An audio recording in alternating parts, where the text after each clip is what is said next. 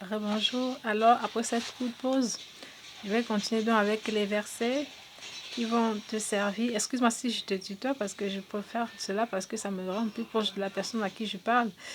Vu déjà les barrières la distance qui nous sépare, je préfère utiliser cette deuxième personne pour que je puisse me sentir plus proche de toi pour passer le message.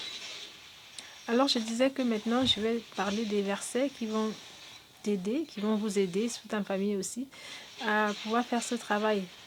À, à, la, à la lecture de la parole de Dieu, tu pourras savoir un peu qu'est-ce que tu fais et qu'est-ce que tu devais déjà commencer, sur quoi tu devais commencer déjà à travailler pour pouvoir arrêter. Parce qu'on a dit que on avait dit que la repentance c'était confesser et aussi abandonner. Je sais qu'il y a des péchés que tu ne pourras pas abandonner tout de suite, mais avec l'aide de Dieu, l'aide du Saint-Esprit, l'aide du Seigneur Jésus, car il ne ment pas, il n'est pas un homme pour mentir.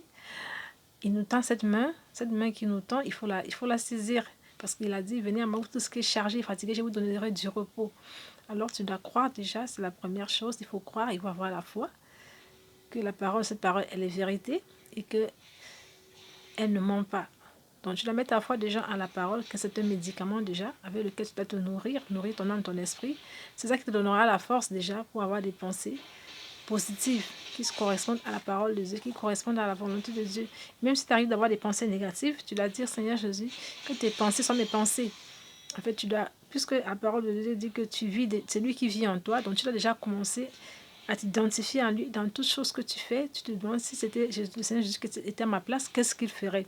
Donc il y a cette foi-là déjà, parce que la parole de Dieu déclare que personne ne peut être agréable à Dieu sans la foi. Cette foi-là en sa parole, cette foi à la guérison, cette foi à cette main tendue.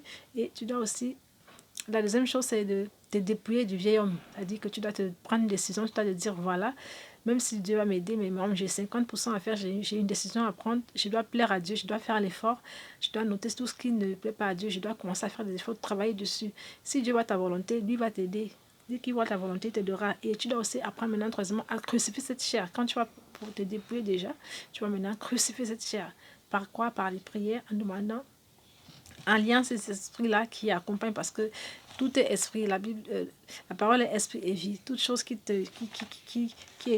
se fait, elle est toujours accompagnée d'un esprit. Donc, si tu bois, si tu fumes, si tu as des problèmes, si tu de l'alcoolisme, je ne sais pas de quoi, ça veut dire qu'il y a un esprit derrière. Donc, il faut déjà toujours penser à lier tout esprit qui t'empêche d'avancer, qui t'empêche à bien être agréable à Dieu. Avec le temps, le Seigneur permettra que nous fassions des prières. Mais pour le moment, tu dois déjà faire ce travail interne, ce travail personnel déjà. Donc, à avoir la foi, Hébreux 11, verset 1, tu dois prendre aussi ce verset.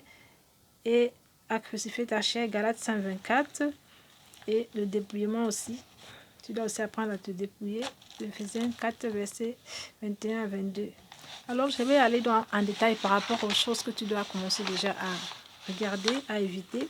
Déjà, le premier commandement, c'est l'amour de Dieu. Dieu nous demande de l'aimer, nous devons aimer. Tu aimeras ton Dieu de tout ton cœur, toute ta pensée, de tout ton être en fait. Donc, s'il y a quelque chose que tu places au centre, hormis Jésus, hormis le Seigneur Jésus, c'est lui qui a donné sa vie pour nous.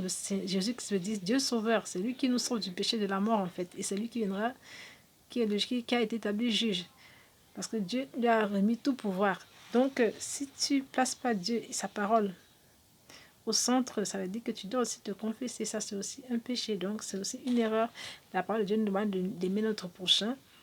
C'est vrai que les gens font beaucoup de choses parfois qui nous offensent, mais l'amour du prochain est important parce que si tu n'as pas l'amour, ça veut dire que tu n'as pas connu Dieu. 1 Jean 4, verset 8. Donc, tu dois apprendre déjà, si tu dois apprendre à ne pas donner la mort, causer du tort à autrui, ne pas être causé aussi la mort à autrui. Si tu l'as fait, tu dois te repentir aussi. Tu as causé la mort à autrui et tu dois savoir que la vie humaine, elle est précieuse. Donc, ce que tu ne mets pas qu'on te fasse, ne le fais pas aussi à autrui. Et si tu adores aussi des images taillées, ça, c'est pas bon. Ça dit que tu as des images, des effigies sur lesquelles tu pries.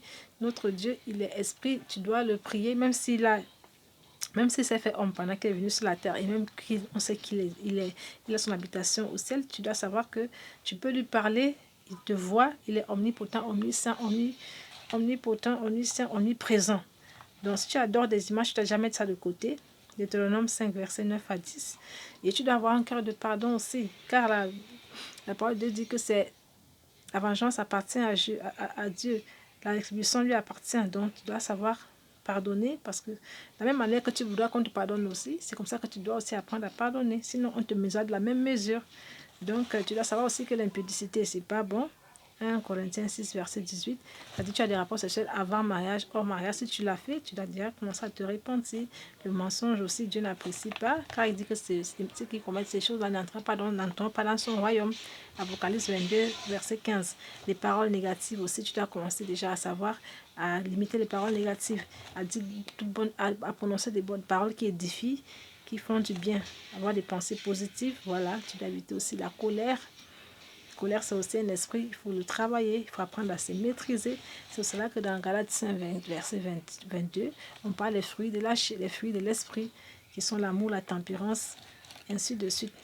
La dot aussi, elle est biblique. Si tu avais des doutes, par exemple, sur la dot aussi, si tu n'as pas fait de cadeau à ta belle famille, ou alors si tu n'es pas encore marié, tu dois savoir que un présent à la famille ou à ta femme même, à ta future femme, c'est biblique, c'est reconnu. À l'époque, les gens n'allaient pas forcément à la mairie, mais Dieu connaît la dot. C'est ainsi que Abraham, lorsqu'il voulait il voulait prendre une femme pour son fils, il a envoyé son serviteur chercher une femme et il est allé avec des présents qu'il a offerts à la famille. Donc c'est important aussi. Alors, j'ai cité plein de choses déjà. Tu peux déjà commencer. Tu dois pratiquer la charité par rapport aux orphelins, aux veuves. Exode 22. Tu dois aussi avoir à louer Dieu avec tes lèvres, chanter.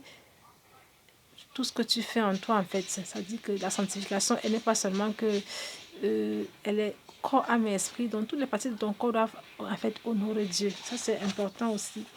Et si tu as fait des incisions sur les féticheurs, Deutéronome 18, verset 10, si tu les as fréquentés, tu vas savoir que voilà, le verset, tu peux le lire aussi à la maison. Le paradis est bien réel, il existe vraiment.